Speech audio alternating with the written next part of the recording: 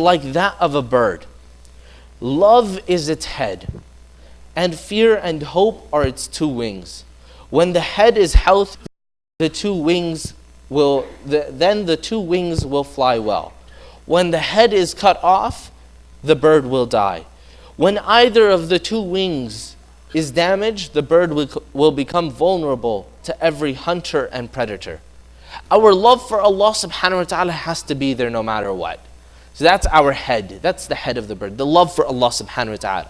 Now the balance is in between the hope and the fear. How much hope and how much fear should we have? We should have enough hope that when we make a mistake, Allah will forgive us. But we should always have the fear so that we know not to make a mistake, not to make the same mistake over and over again. Inshallah, brothers, if you go forward, there are some people that are standing in the back. We want them to be comfortable, inshallah ta'ala. The second characteristic that I really wanted to focus on is tawakkul, reliance on Allah subhanahu wa ta'ala.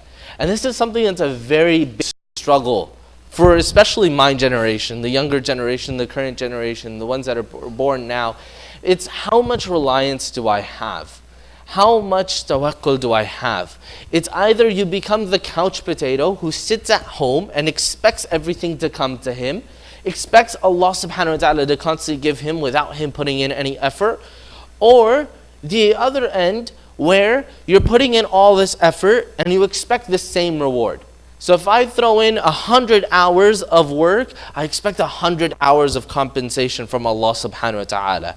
If I give 100% to something, I should receive 100% back. So that's one extreme. And the other is, I'm going to sit back, tawakkul Allah, let me relax. I'm going to sit right here, and inshallah it'll happen. Allah subhanahu wa ta'ala will give me. People use that as an excuse, that my rizq is written out, khalas, all I need to do is sit down and my rizq will come to me. I don't have to do anything else. All I got to do is sit back and relax. But that's the wrong attitude to have. The attitude to have is one where the Prophet ﷺ said, if you had all relied on Allah as you should rely on Him, then He would have provided for you as He provides for the birds who wake up hungry in the morning and return with full stomachs at dusk.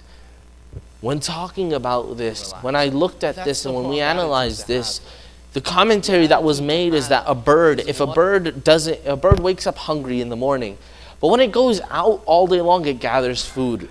And that's the reliance on Allah subhanahu wa ta'ala. Waking up hungry, but knowing that Allah subhanahu wa ta'ala will provide for you as long as you put in the same level of effort, inshallah. At this time, I'm going to take a short break, and please do focus in on those two aspects, the hope and the reliance on Allah subhanahu wa ta'ala, and ask yourself in this short break whether you have that balance in both of those characters. Jazakallah khair.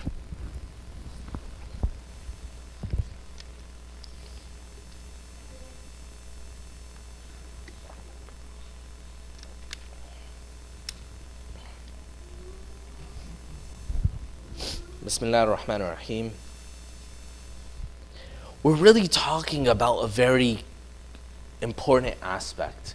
We're talking about an aspect that has to do with our hearts. It has to do with our relationship to Allah subhanahu wa ta'ala right now. When relying on Allah subhanahu wa ta'ala, when having that hope and that guarantee for Allah subhanahu wa ta'ala's mercy, and having the right level of fear of Allah subhanahu wa ta'ala, that the next thing that comes to mind, we have hope for Allah subhanahu wa ta'ala. Now we're struggling and we're putting in the same level of effort, but still relying on Allah subhanahu wa ta'ala. The last part is al-himma, or higher aspirations or vigor. Reaching for the stars. Reaching for the stars. Really a key word, a key summary of what this section is reaching for the stars. Because why reach for the ground? SubhanAllah, my shaykh was telling me, and he told me when in a sitting, he said that why only reach for the first level of Jannah? When there's seven levels, why reach for the bottom? Reach for the highest. Reach for the highest, and definitely make sure that you're in at least the first, but reach for the highest. Why stop if you've reached the first? It's like a student. I've taken my exam, and I know all semester long, and I've done this, I'm guilty of this, I really am, but all semester long I've passed all my exams and all my tests, and the professor has said, Wahab, you only need a D. You only need 60% on this test in order for you to pass with an A, with a 90%. And so, again, guilty of this myself, I've gone and I've said, okay, I'm not going to study. I'm going to go over the exam, and as long as I've passed 60% of the exam, I'm going to stop. Or sometimes where the professor is told, and this has happened numerous times, the professor has said, you know what, anyone who has an 80 or above, you don't even have to come for the final. You've passed the class. So don't come at all. And I've done that. I've been there. I haven't gone for my exam because I already passed the exam. Why go? Why? And the professor says, it won't hurt you, but you could come and take the final anyways. And so that's where the al-himma comes into play.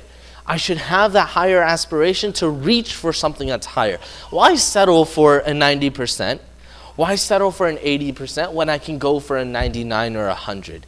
So again, the same characteristics and same thing in our current life, in dealing with Allah subhanahu wa ta'ala, in dealing with one another. When going out to see one of our brothers, why meet halfway? Why make an arrangement and all these things? Why not make this effort and put in that effort to surprise one of our brothers and go visit them? When focusing in our salah and in our ibadat, why only pray the fard? Why not pray the sunnah and the nafil? Why not stand for tahajjud? Why not do qiyam al-layl during the nights of Ramadan? Why only pray 8 rak'ahs of Taraweeh instead of 20 rak'ahs? Again, it's just having that higher aspiration, constantly reaching for more and asking for more in terms of our self-growth. And then comes down to the most important aspect. It's to remain cautious of the 5. Where the Prophet ﷺ said, take advantage of 5 matters before 5 other matters. Your youth before you become old. Your health before you fall sick. Your wealth before you become poor. Your free time before you become preoccupied. And your life before your death. Very, very important these are. As we just heard Brother Omar tell us of the number of people that passed away, including a young girl of the age of 7. We ask that Allah subhanahu wa ta'ala forgive her of all of her shortcomings. We ask that give her parents the best of patience, inshallah. But again, taking advantage of these 5 is very important. And a lot of the times we distract ourselves with other items. We distract ourselves with either our cell phones, or we distract ourselves with either unnecessary talk. We distract ourselves from Allah subhanahu wa ta'ala. We distract ourselves from taking advantage of these 5. Our youth, our health, our wealth, our time, and our life. These 5 are very important. And as we all know, this life is very short, and this life is bound to come to an end. There is a hereafter that we're aiming for. So why not put in the most effort so that hereafter is comfortable? If we struggle in this life, it's all right. But the hereafter, if it's comfortable, if we could wish for whatever we want and have it right there in the blink of an eye, then why not? And one of my sheikhs, when I was very young in elementary school, he told me, and he asked me, he was like, Wahab, what is the best thing that you can wish for? And I was like, what do you mean? He's all like, what's the best thing that you could wish for right now? And I was like, Chuck E. Cheese. And back then, Chuck E. Cheese was very big. There was no John's Incredible Pizza. There was none of these big things. It was Chuck E. Cheese. And so he said, all right, Wahab, in Jannah, Chuck E. Cheese, all you have to do is think of it, and there it is. And I was like, really? And he's like, okay, what more? And I was all like, I don't know. Chuck E. Cheese was the best thing for me. Like, you're playing with my emotions now. And so he constantly asked everyone around the classroom, and it reminded us that aiming for the best in the hereafter is what this world is about. So struggling, going through these hardships, striving for the best, aiming for the highest is what this life is about. And so that's very important. And it's very two key words that Allah subhanahu wa ta'ala says, and it says it in Surah Al-Baqarah, and He says, so race to all that is good. فَاسْتَبِقُوا الْخَيْرَاتِ. فَاسْتَبِقُوا الْخَيْرَاتِ. Race towards which is good. Constantly striving towards battling one another for what is good. That is the key to this life. Again, my dear brothers and sisters, just 3 of the small characteristics that we can focus on in order for us to better our lives. The first is constantly having that balance in our hope for Allah subhanahu wa ta'ala, in our hope and our mercy of Allah subhanahu wa ta'ala. The second is relying on Allah subhanahu wa ta'ala, but at the same time putting in that effort, putting in the same level of effort, and not expecting anything more. Then we've put in that effort and relying that Allah will give us what is best for us. And last but not least, aiming for the best in this world. Aiming for and striving for and doing great things in this world. Racing towards what is good so that our hereafter can be a comfortable and balanced life. We ask Allah subhanahu wa ta'ala to forgive us of all of our shortcomings. We ask Allah subhanahu wa ta'ala to guide us back to the straight path. We ask Allah subhanahu wa ta'ala to let us take advantage of the 5. We ask Allah subhanahu wa ta'ala to cure all those that are sick. We ask Allah subhanahu wa ta'ala to forgive all those that are passed away. And we ask Allah subhanahu wa ta'ala to give us the best in this life and the hereafter. ربنا آتنا في الدنيا حسنة وفي الآخرة حسنة وقنا عذاب النار. ربنا لا تزغ قلوبنا بعد إذ هديتنا وهب لنا من لدنك الرحمة إنك أنت الوهاب. وآخر دعوانا أن الحمد لله رب العالمين وأقيم الصلاة.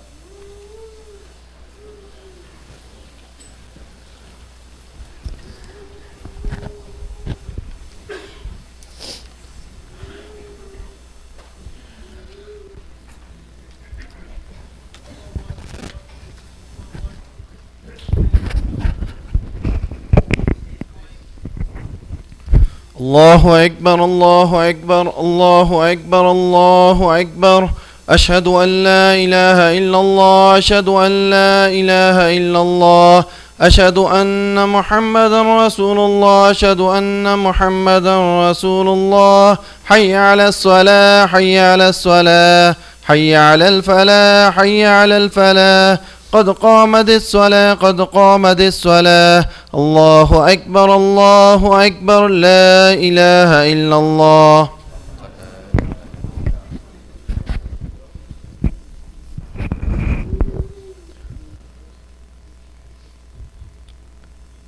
Fill in the rows, shoulder to shoulder, focus in the area of your sujood, and do pray as if it is your last prayer.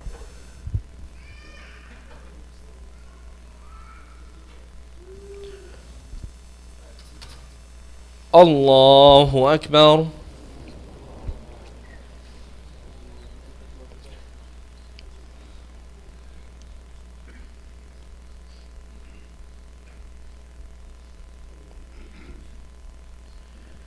الحمد لله رب العالمين الرحمن الرحيم مالك يوم الدين إياك نعبد وإياك نستعين اهدنا الصراط المستقيم صراط الذين أنعمت عليهم غير المغضوب عليهم ولا الضالين.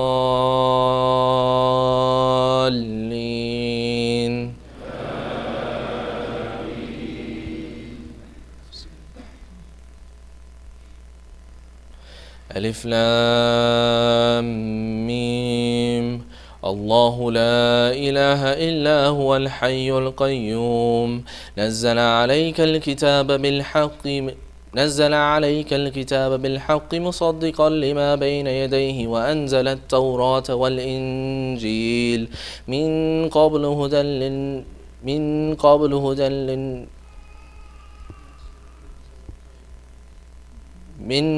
هدى للناس وأنزل الفرقان إن الذين كفروا بآيات الله لهم عذاب شديد والله عزيز ذو انتقام إن الله لا يخفى عليه شيء في الأرض ولا في السماء هو الذي يصوركم في الأرحام كيف يشاء لا إله إلا هو العزيز الحكيم هو الذي أنزل عليك الكتاب منه آيات محكمات محكمات هن أم الكتاب وأخر متشابهات فأما الذين في قلوبهم زيغ فيتبعون ما تشابه منه ابتغاء الفتنة وابتغاء تأويله وما يعلم تأويله إلا الله والراسخون في العلم يقولون آمنا به كل من عند ربنا وما يذكر إلا أولو الألباب ربنا لا تزغ قلوبنا بعد إذ هديتنا وهب لنا من لدنك رحمة إنك أنت الوهاب ربنا إنك جامع الناس ليوم لا ريب فيه إن الله لا يخلف الميعاد الله أكبر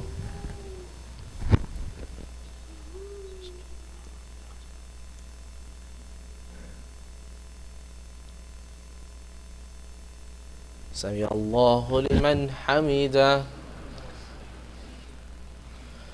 الله أكبر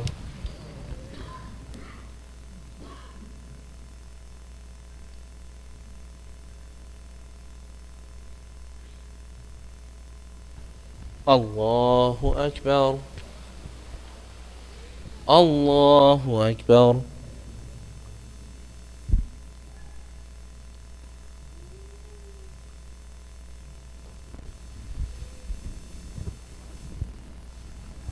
الله أكبر الحمد لله رب العالمين الرحمن الرحيم مالك يوم الدين إياك نعبد وإياك نستعين اهدنا الصراط المستقيم صراط الذين أنعمت عليهم غير المغضوب عليهم ولا الضالين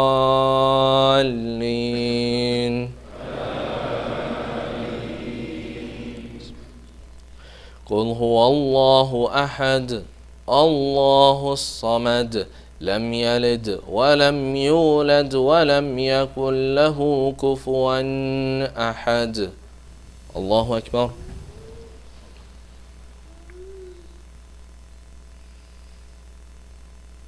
سمع الله لمن حمده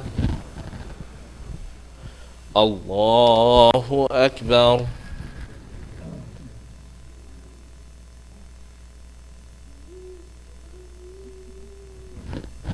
الله أكبر الله أكبر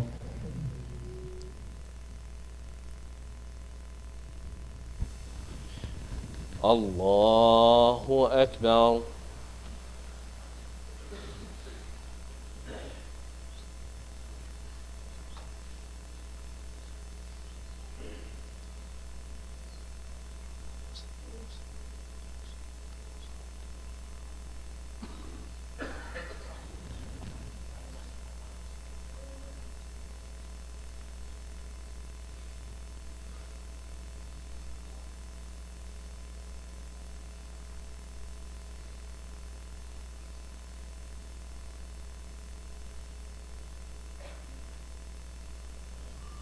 السلام عليكم ورحمة الله السلام عليكم ورحمة الله